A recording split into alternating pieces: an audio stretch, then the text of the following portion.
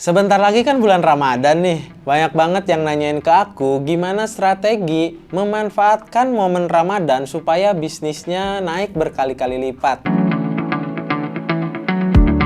Kembali lagi di Pepmatic YouTube channel. Bersama aku Asep, salah satu digital strategis dari pepmatic.com. Sebentar lagi kan bulan Ramadan nih. Banyak banget yang nanyain ke aku gimana strategi memanfaatkan momen Ramadan supaya bisnisnya naik berkali-kali lipat. Di video kali ini aku kedatangan tamu yaitu Mas Adwin Rahmanto selaku CMO dari Entrepreneurs.id dan Pepmatic.com. Menurut Mas Adwin gimana nih fenomena di bulan Ramadan ini? Banyak banget business owner bahkan peningkatan penjualannya pun bahkan sampai ratusan persen gitu. Iya, jadi menarik banget ya fenomena di bulan Ramadan ini tuh sebenarnya adalah salah satu fenomena yang menimbulkan pebisnis-pebisnis baru. Karena banyak banget orang-orang yang mulai bisnisnya tuh di saat Ramadan atau menjelang Ramadan. Iya. Kenapa sih bisa begitu? Karena memang secara behavior orang-orang pas Ramadan itu jadi lebih banyak mengeluarkan uang untuk belanja. Ya kan biasanya kalau misalnya yang kuliner tuh banyak banget tumbuh di bulan Ramadan karena orang buat buka puasa, buat sahur itu kan biasanya pengen jajan gitu ya, pengen makanan-makanan baru. Jadi ketika ada sesuatu yang baru itu orang lebih mau nyoba. Karena ngerasa, oh ini kayaknya coba ini deh. Karena apa ya, orang lagi lapar gitu, lagi puasa itu pasti kan pengen makan apapun gitu ya. Ada hal yang baru jadi pengen lebih mudah untuk nyobanya. Gitu ya, mungkin teman-teman juga sering ngerasain ya lagi mau buka puasa tuh kayaknya ada yang baru pengen dicobain aja gitu. Berbeda dibanding bulan-bulan sebelumnya. Kalau di luar Ramadan kan orang ya udah kalau misalnya ada yang baru biasanya nggak segitu tertariknya untuk nyobain. Iya, gitu. Mungkin lebih ke momentumnya ya Mas ya. Momentumnya pas gitu, jadi orang lagi memang pengen nyoba hal-hal baru, terus behavior belanjanya lebih naik dibanding bulan sebelumnya. Ditambah lagi biasanya kan ada THR tuh. THR biasanya kan sebelum lebaran udah cair biasanya tuh kan. Nah, itu orang kan makin gila lagi belanjanya. Yang produk fashion bisa masuk, makanan bisa masuk, produk-produk lain juga bisa masuk. Jadi itu fenomena Ramadan yang biasanya ditunggu dan paling jadi momentum yang tepat ketika mau memulai bisnis karena hype dan behavior orangnya memang lagi banyaknya mau belanja di bulan itu. Iya. Mungkin dari segi bisnisnya aja kita bisa tahu ya Mas ya, kayak dua kategori ini kayak bisnis F&B dan fashion itu pasti setiap tahunnya bakal terus meningkat ya Mas. Betul. Kayak bahkan mendominasi gitu kalau pas masuk di bulan Ramadan karena memang itu ya, apalagi tadi Mas Adwin bilang kalau fashion mungkin bisa ada dapat THR, terus juga buat nanti dipakai buat lebaran, anak dan yang lain-lainnya kan itu kayak tradisi juga di Indonesia kan. Betul. Terus kayak F&B juga banyak banget gitu, banyak banget yang keluar bahkan menu-menu baru, bahkan yang lainnya inovasi-inovasi baru yang itu yang ditunggu-tunggu ketika bulan Ramadan pas ngabuburit istilahnya ya, ngabuburit, kita jajan banyak. Terus juga apa aja dibeli nanti pas buka puasanya udah beli banyak tapi nggak dimakan. Banyak yang kayak gitu juga ya. Ini aku punya cerita. Ini ada ada temanku. Dia sebelumnya belum pernah bisnis, cuman mungkin dia tahu fenomena di bulan Ramadan ini ternyata orang yang belum punya bisnis aja pas mulai bisnis bulan Ramadan itu langsung meningkat gitu ya.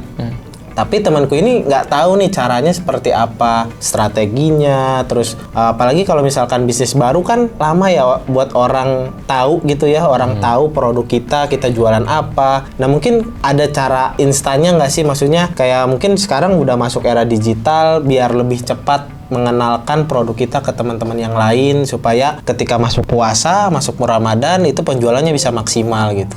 Oke, ini menarik ya. Jadi kalau ngebahas strategi itu pasti kan banyak banget ya, dan ngomongin strategi pasti biasanya disesuaikan dengan si kategori bisnisnya sendiri. Salah satu yang perlu digarisbawahi ketika Ramadan itu biasanya yang perlu dimaksimalkan untuk memanfaatkan strateginya adalah yang pertama itu behavior si konsumennya tadi. Behavior orang ketika Ramadan itu keinginan untuk belanjanya lebih tinggi dari bulan-bulan sebelumnya.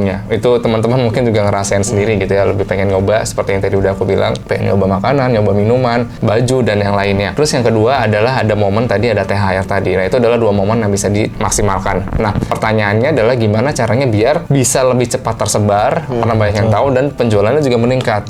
Nah untuk masuk ke Ramadan ini, kita di setiap produk, ini aku ngomong secara general ya, nanti detailnya mungkin bisa dioptimalkan di masing-masing kategori. Tapi secara general, teman-teman itu bisa manfaatin yang namanya si suasana Ramadannya. Kira-kira kalau misalnya suasana Ramadan itu identik dengan apa sih biasanya? Yang pertama, yang sering aku lihat, suasana Ramadan itu identik dengan kumpul. Nah, ya. Bener ya? Kumpul sama keluarga, sama teman-teman, sama saudara, bahkan teman-teman lama sering bikin buka bareng, dan seterusnya. Itu kan momen yang jadi tradisi yang bisa dimaksimalkan. Kalau buat kuliner, berarti kalau dengan teman-teman ngelihat sebuah suasana seperti itu, berarti apa yang bisa dimaksimalkan? Oh, berarti aku coba bikin paket yang untuk sekali banyak. Tuh teman-teman coba mulai siapkan, gitu ya. Kalau misalnya jual ini hanya secara online, gitu. Kalau misalnya ada offline-nya, ada tokonya, berarti siapin tempat yang kira-kira bisa muat banyak orang, gitu. Parkirnya yang mumpuni, parkirnya yang bisa enak, bisa nyaman, gitu. Nah, itu siapin paket-paket kayak gitu. Dan kalau misalnya online, siapin juga dengan kemasan atau packaging yang lucu, yang menarik gitu. Jadi orang nggak cuma ngerasain makanan, tapi packagingnya juga menarik gitu ya. Kemasan untuk 10 orang. Tapi ya kalau cuman kayak nasi biasa gitu ya, nggak dihias, packaging yang menarik, orang juga jadi ya udah biasa aja gitu, nggak tertarik untuk nyoba. Tapi kalau dengan kita tambahin mungkin packagingnya pakai kotaknya yang bagus gitu, pakai pita, mungkin bebeknya mungkin dikasih mulutnya gitu ya, kalau ada makanannya bebek atau ayam gitu. Pokoknya dihias biar orang tuh bisa difoto gitu, menarik untuk difoto. Estetik ya, Mas. Estetik istilahnya ya. Jadi itu orang kan tertarik untuk ngefoto, untuk ngeposting. Itu kan secara nggak langsung marketing gratisan ya dari konsumennya, dan bisa jadi testimoni juga, review itu. Jadi yang kedua, biasanya momen-momen kita, salah satu suasana yang biasa kita bangun adalah suasana yang bisa mendekatkan kita ibadah lebih banyak lagi tuh. Di Ramadan biasanya orang kan bahasanya lebih tobat lah ya. Lebih tobat. Katanya setan-setan dibelenggu. Iya, setan-setan diikat-ikat gitu, dibelenggu ya. Kalau misalnya dia tetap ibadahnya kurang, berarti siapa tahu dia setannya gitu.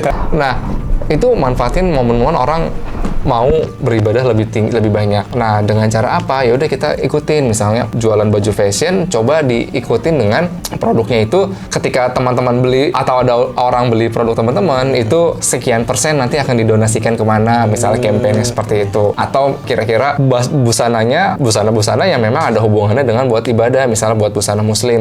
Walaupun mungkin sehari-harinya bukan jual baju muslim gitu, misalnya baju kaos doang. Tapi kaosnya nanti ketika Ramadan itu ada hubungannya sama ibadah, misalnya tulisannya atau desainnya itu berhubungan sama ibadah, ada gambar masjidnya, mungkin ada gambar orang lagi sholat atau yang lainnya. Jadi dihubungkan tuh suasananya yang mereka cari apa, dihubungkan dengan produk yang kita jual gitu. Kalau makanan gimana? Makanan misalnya dihubungkan dengan ibadah, ya udah coba kita bikin untuk paket sahur.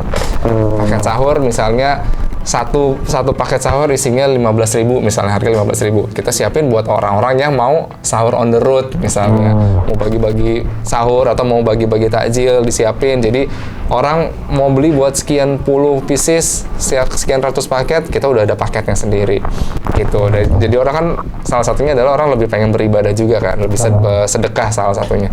Dan yang terakhir adalah bawa ceritanya. Jadi kita nggak cuma ngejualan, tapi kita sisipin cerita-cerita di balik produk yang kita tawarin tadi. Contohnya misalnya kalau teman-teman ingat produk Marjan ya, kayaknya kalau misalnya kita ngomongin Ramadan, kayaknya nggak lengkap kalau nggak ngomongin Marjan. Kenapa? Karena Marjan itu sebenarnya bukan cuma sekedar jualan sirup sebenarnya, tapi dia adalah jualan cerita, di mana dia selalu membawa pesan di konten-konten iklan dia itu bahwa kalau misalnya dengan Marjan itu bisa mendekatkan yang jauh gitu kan. Yaitu tadi suasana Ramadan kan suasana kumpul dengan keluarga, dengan teman-teman. Nah, dengan adanya Marjan itu orang-orang jadi mau kumpul bareng gitu kan. Gambaran kontennya kan seringnya kayak gitu tuh.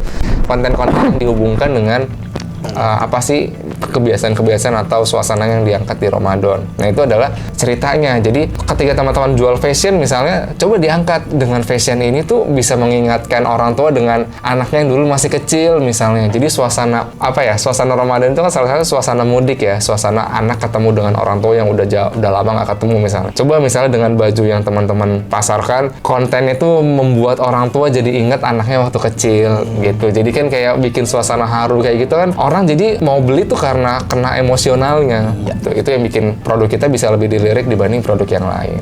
Nah, sekarang kita udah dapetin 3 strategi buat manfaatin momentum di bulan Ramadan. Yang pertama, pilih produk yang sesuai dengan suasana Ramadan. Yang kedua, manfaatkan suasana Ramadan supaya orang tertarik beli produk kamu. Yang ketiga, bikin konten story produkmu yang dikaitkan dengan suasana Ramadan. Nah, untuk kamu yang masih bingung, silahkan komen di kolom komentar, nanti kita akan bantu jawab di video selanjutnya.